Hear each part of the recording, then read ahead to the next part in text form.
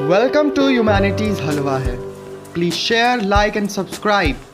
अबे कर देंगे ना, चल तू पढ़ा। आज हम क्लास 11th की पॉलिटिक्स का फर्स्ट चैप्टर स्टार्ट करने जा रहे हैं। बेसिकली 11th एंड 12th की पॉलिटिक्स तुम्हारी फाउंडेशन है। तुम कहीं भी चले जाओ, कोई भी कॉम्पिटिटिव एग्जाम दे दो, 11th एंड 12th की पॉलिटिक्स अगर तुमने पढ़ ली तो तुम मास्टर हो भाई। इससे पहले हम इंडिया के कॉन्स्टिट्यूशन के बारे में पढ़े, various institution of the government के बारे में पढ़े, इलेक्शंस कैसे होते हैं, गवर्नमेंट कैसे बनती है, प्रेसिडेंट कौन होते हैं। इस सबसे पहले हम कॉन्स्टिट्यूशन के बारे में पढ़ेंगे। तो पहले चैप्टर का नाम है constitution, why and how. Constitution क्यों और किस लिए। तो दोस्तों, एग्जामिनर्स का फेवरेट क्वेश्चन होता है कि हमें कॉन्स्टिट्यूशन की आवश्यकता क्यों है। Why do we need a constitution? इस भयानक से क्वेश्चन को सॉल्व करने से पहले मैं तुमको ये बता देता हूँ कि कॉन्स्टिट्यूशन आखिर होता क्या है।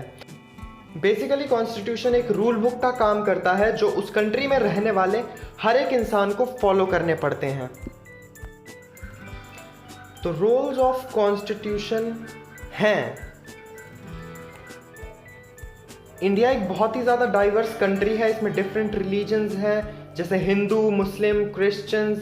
लोगों के जो आइडियाज़ हैं वो बहुत अलग हैं। तो बेसिकली कॉन्स्टिट्यूशन लोगों में एक दूसरे पर भरोसा बढ़ाता है, चाहे वो कितने भी डिफरेंट क्यों ना हो। कॉन्स्टिट्यूशन उन सबको एक साथ रहने में मदद करता है। कॉन्स्टिट्यूशन में ये बताया जाता है कि एक कंट्री के लिए डिसीजंस या लॉज कौन बनाने वाला है। इंडिया में जो हम पार्लियामेंट के लोगों को चुनते हैं वो हमारे लिए लॉज बनाते हैं।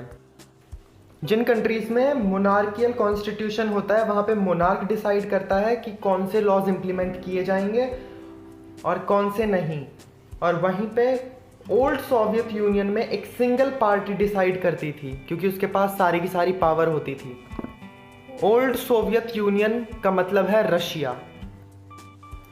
कॉन्स्टिट्यूशन हमें यह बताता है कि सरकार कैसे चुनी जाएगी, किसके हाथ में पावर होगी और कौन सारे डिसीजंस लेगा। कॉन्स्टिट्यूशन लोगों को उनके राइट्स बताता है और सरकार को उनकी लिमिट।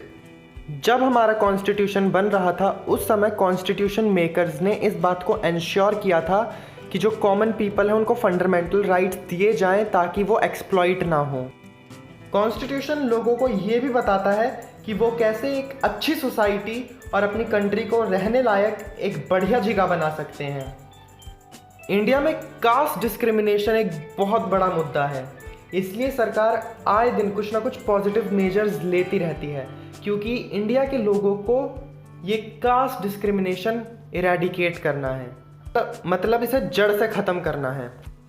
जैसे साउथ अफ्रीका में रहने वाले लोगों के लिए जो एस्पायरेशंस होगा वो होगा अपार्थीड को हटाना, मतलब it is a form of racial discrimination को हटाना, जिसमें वाइट्स अपनी सुप्रीमेसी ब्लैक्स के ऊपर दिखाते थे और ब्लैक्स के ऊपर बहुत अत्याचार करते थे। जहाँ पर वाइट्स रहते थे वहाँ पर ब्लैक्स को अलाउड नहीं था आना, उनके टॉयलेट्स अलग थे, बस स्टैंड अलग थे, उनके चर्चेस तक अलग थे, रहने की जगह अलग थी उनकी। हमारे कॉन्स्टिट्यूशन में सभी इंडिविजुअल के पास कुछ फंडामेंटल राइट्स होते हैं ताकि वो एक्सप्लॉइट ना हो सके।